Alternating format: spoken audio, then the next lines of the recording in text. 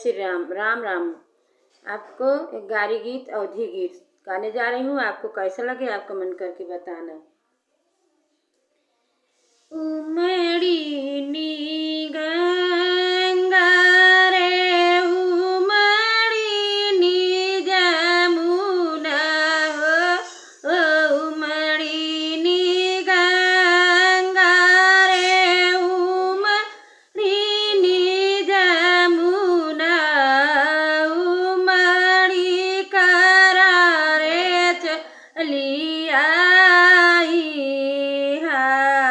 सीता राम से भज हाजी, उमड़ी करारे चली आई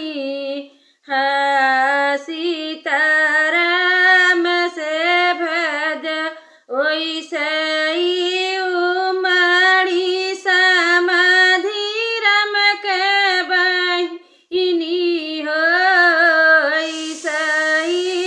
उमड़ी समाधि राम के बहिनी, उमड़ी करारे चली आई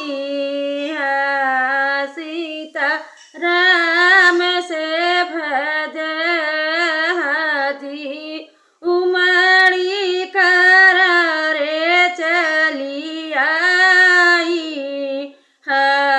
सीता राम से भज। ओइसे उमड़ी भासुर राम के बहिनी हो, ओइसे उमड़ी भासुर राम के बहिनी हो, उमड़ी करा चली आई सीता राम